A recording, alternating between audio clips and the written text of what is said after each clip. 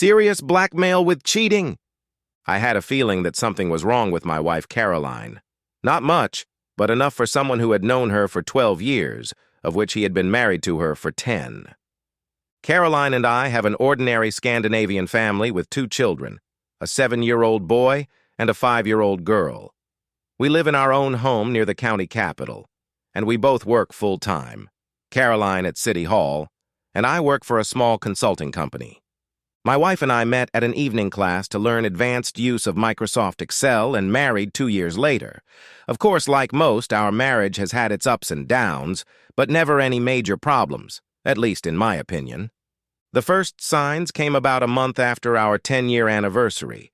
It was her slight decline in interest in sex. It wasn't that she was denying me sex, but she started offering quick caresses instead of making love, much more often than before. The next minor visible sign was an increase in her spending on clothes. Another sign was that she was picking on me more and more for no real reason. Caroline always spent at least 2 evenings a week with her friends on various innocent activities like aerobics, night classes, bowling, and badminton, but only a couple late nights a year with the girls at some bar or restaurant when one of the gang wanted to celebrate something. I did my best, but couldn't see any new or strange pattern in her nights out.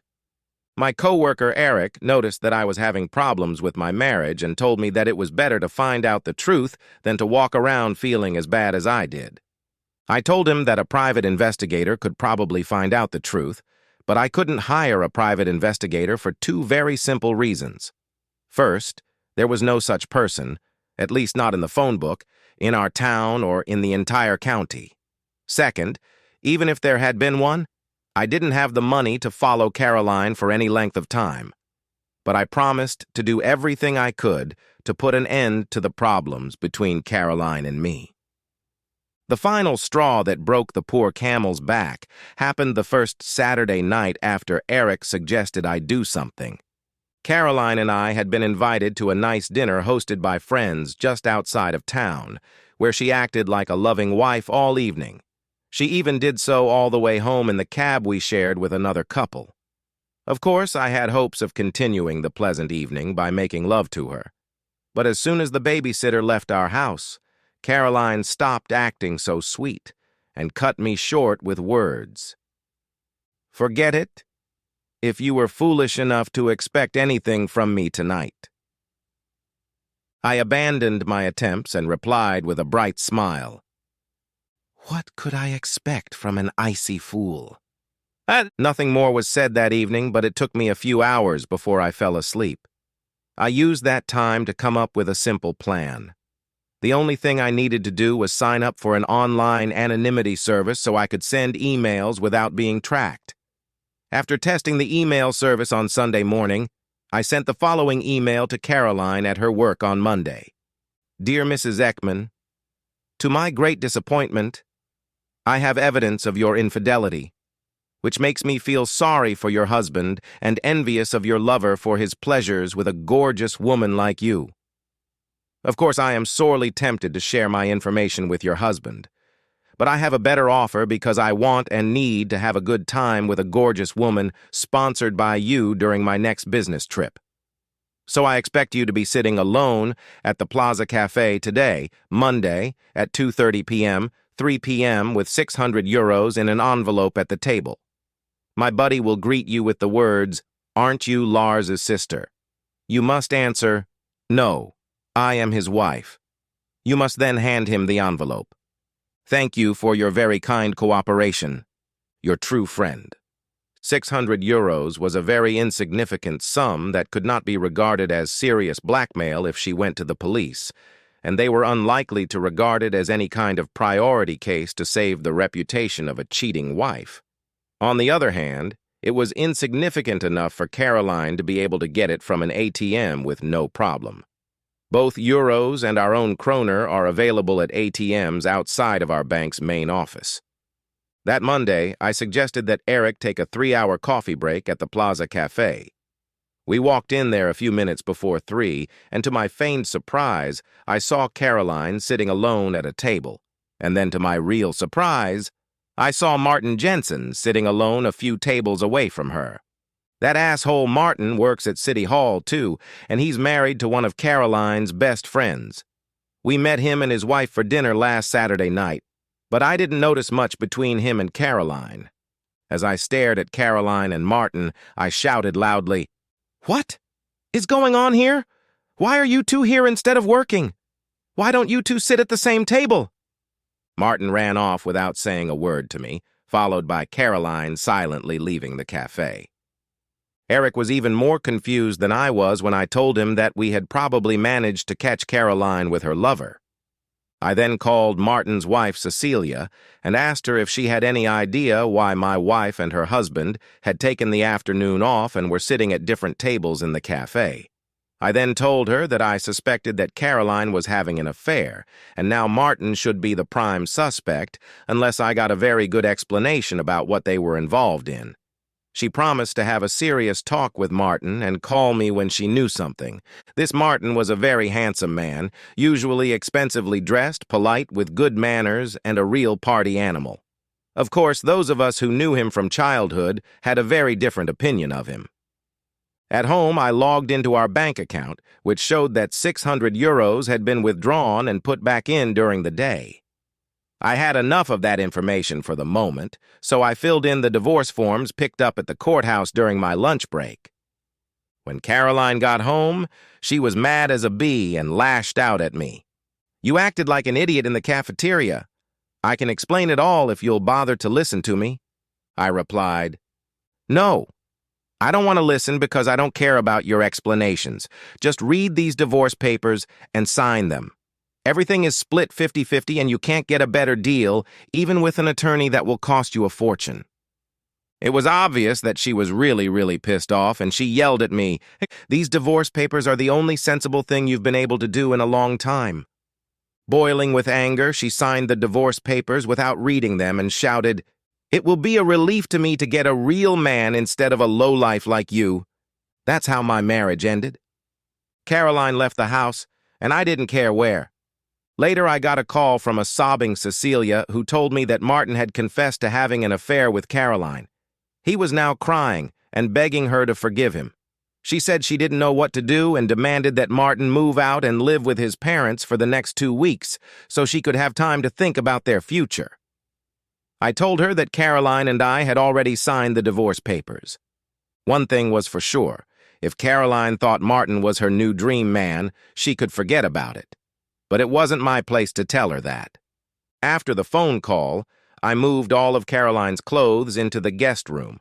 This infuriated her when she got home. I couldn't resist the temptation to tell her that I had told Cecilia about what I had seen at the Plaza Cafe. That information didn't make her any happier.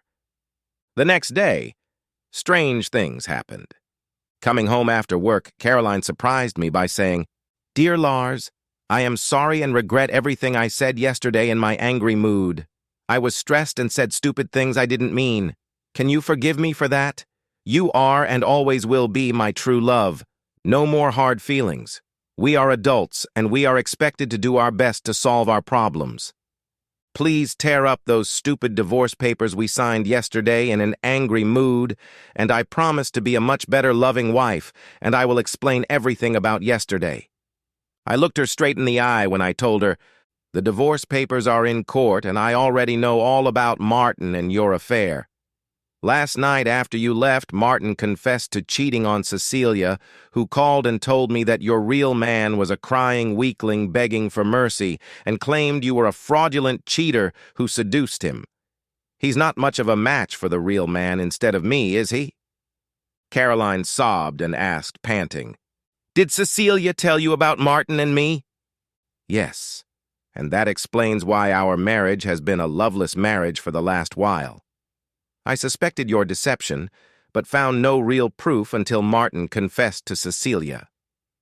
Caroline got a strange look on her face when she said, "But how come you got me to sign the divorce papers hours before Cecilia told you about Martin's confession?" I had had enough last Saturday night, and within a few sleepless hours I had decided that divorce was my only possible solution. The decision to divorce was made many hours before that crying asshole Martin confessed to cheating on you. I'm sorry, and I'd like to undo everything I've done to Martin. Can you give me a second chance and forgive me? No, because I'll never understand how you can prefer that bastard Martin to me and dream of him as a real man. I'll never forget how you've humiliated me ever since you fell in love with him. But this pile of garbage will be yours when Cecilia's done with him. You probably didn't know that all of their inherited stocks, savings, expensive house and cars are Cecilia's private property. The only thing Martin owns is a big pile of debt since he bankrupted his business. Now Martin is going to lose his expensive Rolex and BMW, if those toys were impressing you. If you really love this whiny creep, you'll have to support him and his expensive habits. She replied, I made a terrible mistake, and I will never understand how I could have been so stupid as to be seduced and deceived by this slippery worm. I would rather be alone for the rest of my life than have anything to do with him. Town hall gossipers reported that Martin chased Caroline away when she told him about the divorce papers she signed and suggested that they were an official couple. This explains why she begged me the day after signing the divorce papers to forgive her and call off the divorce. Martin had successfully avoided me ever since he saw me in the coffee shop. The very second day after his confession, his doctor put him on sick leave due to stress and physical problems. As I expected, Cecilia filed for divorce after a 2-week hiatus, and Martin never returned to his job at City Hall. After being on sick leave for several months, he left town for a new job. He and Caroline never met or even spoke again. Caroline rented an apartment in a nice neighborhood, but she had to wait 3 months before she could move in. We agreed that until then she would stay in our spare room and that neither of us would start dating before our divorce was final. Although the atmosphere in the house was cold, the agreement worked out better than expected. Then, about 2 months after we filed for divorce, something very unexpected happened to Caroline. Saturday night, she asked me if I could promise to keep an important secret about her economic affairs. I promised, and she said, You may have heard that someone in our town won the jackpot in the lottery. I'm the winner. The jackpot is $3 million. That's enough to solve all my problems. We're still married, which is why I have to ask you if you claim half of it. Congratulations. No, I don't demand or expect anything from you. My only suggestion is that you set up funds for the kids so they can study, buy cars and apartments when they grow up, and then support them when they get married. She looked at me and said, Are you sure you won't try to demand anything from me? Yes. When we lived together, all I needed was your love. But I'm sure that when Martin gets this information, you'll have him instantly, begging him to forgive him and be with you together. He will never know, because you are the only one who got this information from me, and you promised to remain silent. Even though I haven't kept my own promises to you, I am convinced that you are a better man than I am and are keeping what you promised. Nothing more was said on the subject, and everything went on as usual except that Caroline was out of town the following Thursday and Friday. On Saturday, she asked me if we could have dinner together because she needed to tell me something. I agreed. Our kids were staying the night with one of their friends. The dinner was great, with my favorite food and great wine, so I started to expect some sort of attempt to buy my love. And I was curious as to what she thought the value of my love was and how much she was willing to pay for it. During a delicious dessert, she said, I did exactly as you suggested and created funds for our children. I replied, You are a good mother, and these funds will be of great benefit to them when they grow up. Nothing more was said on the subject, and we continued our pleasant small talk about other daily affairs. During coffee and brandy after the meal, when we were comfortably seated on the sofa in the drawing room, she said, I'm sorry I was a stupid, cheap cheater who ruined our happy family by deceiving and humiliating the best man I ever knew. Today I can't understand how or why I could have succumbed to Martin's advances and seduction. I regret the hell out of it and have spent many sleepless nights crying about how stupid I was. Of course, I know for a fact that money can't buy your love and forgiveness. But we do know that courts usually sentence the offender to pay money to his victim as compensation for the pain and humiliation caused. But since no court in this country cared what I did to you, I handled the case myself. I acted as both the prosecutor and the judge who ruled that all lottery money left over from our children's fundraiser goes into your personal account. What I did cannot be undone.